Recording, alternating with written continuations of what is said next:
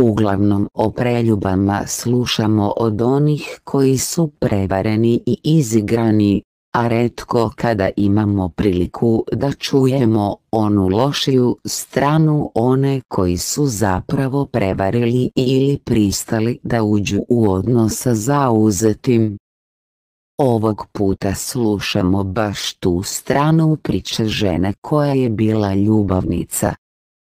Reč je o 30-godišnjoj Beograđanki koja je iskreno opisala svoj odnos, a iz razumljivih razloga želela je da njena ispovest bude anonimna.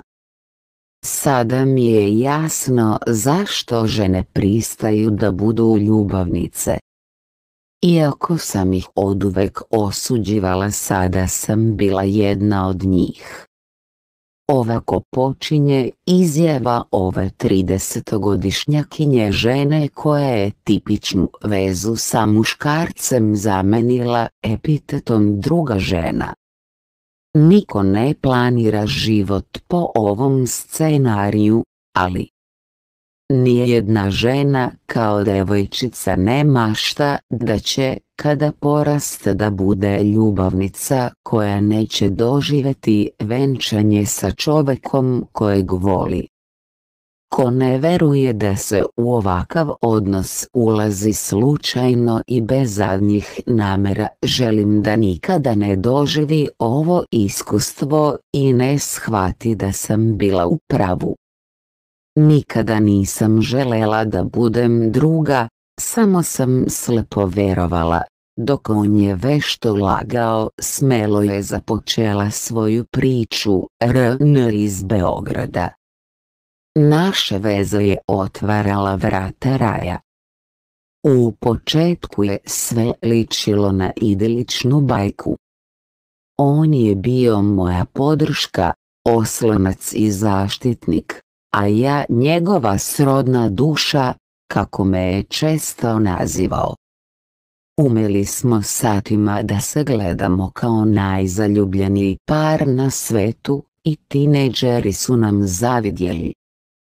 Sloboda uma, srca i duha. Živela sam u iščekivanju trena kada će potpisati papire za razvod, a po njegovim rečima bilo je samo pitanje dana. Međutim, ja sam bila njegova, a on ničiji, nastavila je. Srce razum ne sluša. Ja sam bila kreator i nemoćni učesnik. Znala sam u šta se upuštam. Putovali smo, izlazili, šetali, spavali i budili se zajedno. Radili sve što rade dvoje ljudi koji su u vezi. Bez zadrške. Uživali smo, a kada sam poželela da izađem iz toga, shvatila sam da ne mogu. Nije lako reći srcu ne, nastavila je. Laž počinje da liči na istinu, a nada umire posljednja. To je ljubavni odnos u kojem je sve prečutno dozvoljeno i jasno. Utoliko je njegova predstava žene za mene bila nevidljiva.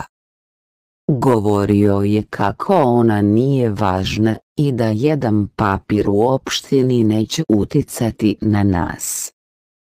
Kada sam ga pitala za decu, rekao je da su jedini i posljednji atomi tog braka deca, ali da i ona trpe i osjećaju nesklad.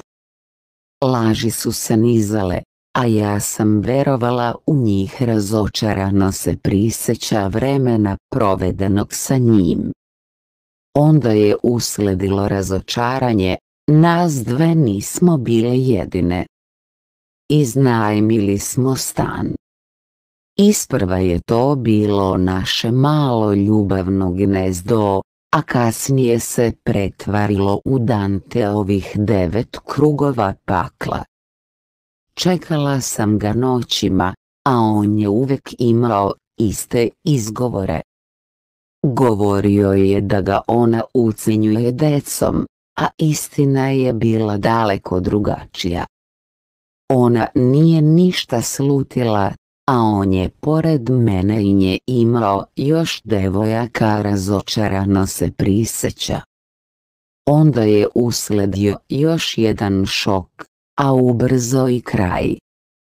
Srela sam ga sa suprugom na venčanju zajedničkog prijatelja. Izgledali su srećno i držali su se za ruke. Dok sam ja planirala život sa njim, on je uživao u životu sa njom. Objavili su da je ona u drugom stanju i tada je usledio naš kraj. Fantazija o tome da je to za mene ljubav, za njega je bilo samo novo, neotkriveno, drugačije i daleko od ustaljenog, dodala je za kraj. Sada je sama i odlučna da više nikada neće biti druga žena.